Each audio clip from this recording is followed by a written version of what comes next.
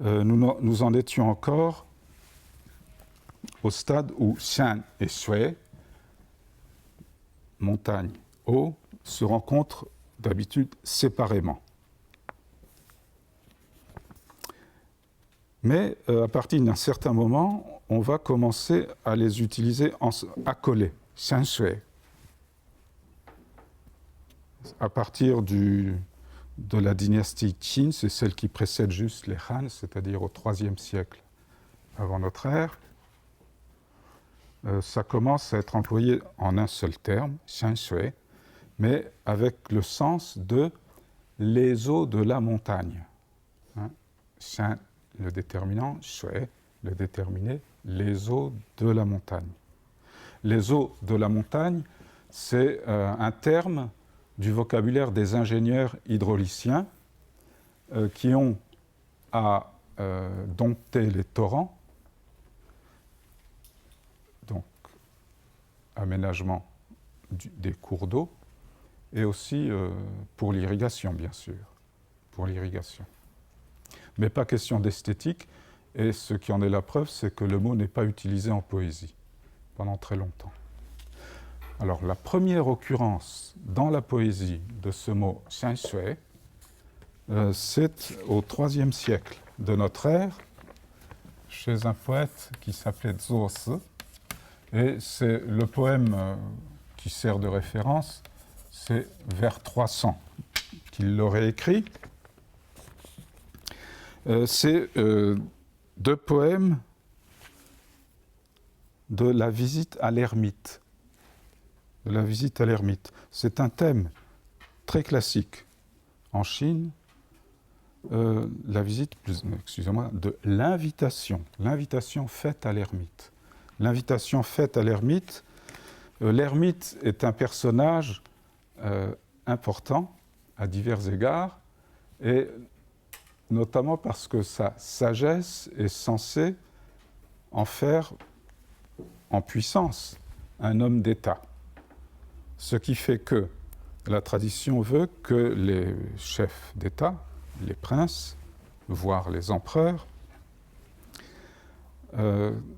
envoient chercher l'ermite quand les affaires du pays vont mal.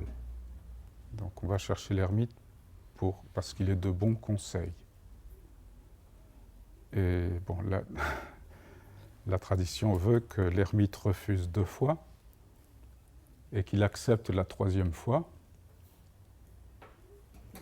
C'est un choix difficile parce que s'il refuse trop, il peut courroucer le monarque et donc il risque sa vie. Ou alors, s'il refuse 1 fois de trop, il risque qu'on l'oublie totalement dans sa montagne et qu'il ne reparaîtra plus dans la société. Vous voyez, c'est ça, c'est le jeu, c'est le problème du jeu de cache-cache que vous avez pratiqué. Si vous vous cachez trop bien, vous n'êtes plus dans le jeu et vous restez tout seul dans la nature. Voilà, c'est du même genre. Donc, Zhuo Si utilise dans ce poème 2 poèmes de l'invitation faite à l'ermite. On voit que le mot Shan Shui accède à une dimension esthétique. Mais ça ne veut pas encore dire paysage. Et le poème a c'est un poème assez long, mais il y a le vers suivant qui est décisif. Shan Shui yo qin yin.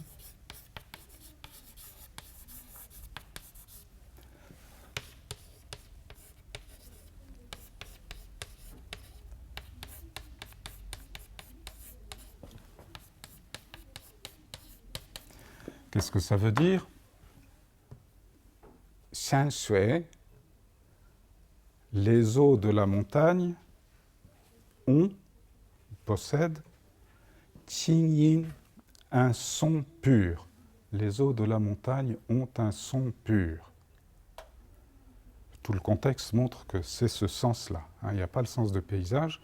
Néanmoins, un son pur, c'est très nettement dans la dimension esthétique, d'autant plus que le vers qui est juste avant dit « on n'a pas besoin d'instruments de musique, Les eaux de la montagne ont un son pur. Ça veut dire ce que vous entendez quand vous allez vous promener sur les bords de la Restonica. C'est ça. Mais ce poème a eu un grand succès, tous les lettrés s'en sont délectés, et en une 50aine d'années, les eaux de la montagne allaient devenir le paysage. Puisque, comme je vous disais tout à l'heure, en 353, les distiques de la réunion du pavillon des orchidées nous montrent que, incontestablement, Shan Shui avait pris le sens de paysage. Donc là, il y a une révolution, puisque là, le paysage de montagne acquiert cette valeur esthétique, alors que la montagne, auparavant, c'était le domaine de la peur, et on ne voulait pas y aller. On ne le recherchait pas du tout. Donc, comme je vous prends deux exemples des poèmes des distiques de la réunion du pavillon des orchidées, l'un d'un poète qui s'appelle Wang Huojiu, ce n'est pas la peine de noter, distrayant mon cœur dans le paysage, à moi-même absent, j'oublie mon liku. Distrayant mon cœur dans le paysage, dans le Shan Shui, à moi-même absent, j'oublie mon liku. Alors liku, ici, ça veut dire les liens mondains. Les liens mondains que l'on quitte quand on va dans le paysage.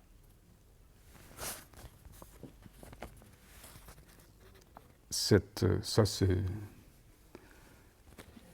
exactement ce que fait l'ermite. L'ermite quitte le monde, il se débarrasse des liens mondains et il part dans le désert au sens traditionnel du terme, classique, dont je vous ai déjà parlé, et vous avez oublié, ça va de soi, que l'étymologie du mot désert vient du latin desertum, qui veut dire détisser. Serrere, ça veut dire tisser, entrelacer, et dé, c'est suffixe privatif. Donc desertum, ça veut dire détisser. On a défait les liens qui font le monde, en quittant la ville, parce que le centre du monde, c'est la ville c'est le monde. Et l'anachorète, ce qu'il fait, c'est il va, ana, il retourne, choresis, c'est aller vers la campagne, qui est Kora. Donc, je vais dans la montagne, et ce faisant, j'oublie mon liku. L'autre poème nous dit, enfin l'autre distique, le maître de séant scrute le paysage vers les hauteurs, cherchant traces d'anachorètes. Parce que les anachorètes en question, les ermites en question, la tradition les associe au thème de l'immortalité. Et dans la tradition chinoise, l'immortalité, vous pouvez l'acquérir en ce monde même par une discipline adéquate, et notamment en allant dans la montagne et en vivant de simple, c'est-à-dire d'herbe au pouvoir magique. Et les immortels, qu'on appelle xianzhen, c'est un mot, enfin c'est plutôt un sinogramme,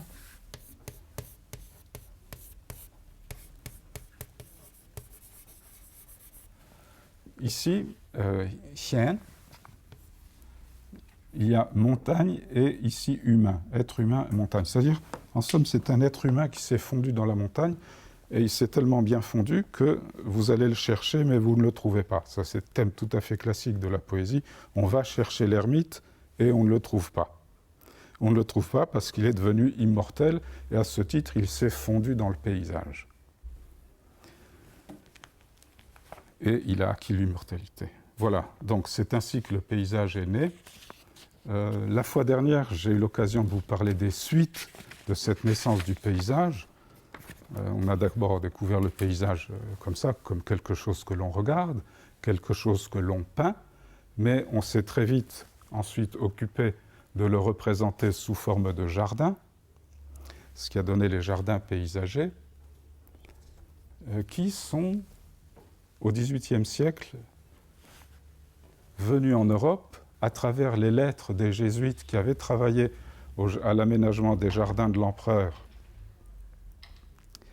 et des lettres qui ont eu un tel succès que ça a fait naître une sorte d'idéal, l'habitat idéal, que l'abbé Laugier, dans son essai sur l'architecture, appellera la maison délicieuse. Alors cette maison délicieuse, donc cet habitat idéal, en réalité, c'est une fabrique de jardins chinois. Une fabrique, c'est les édicules que l'on construit dans un jardin. On appelait ça fabrique.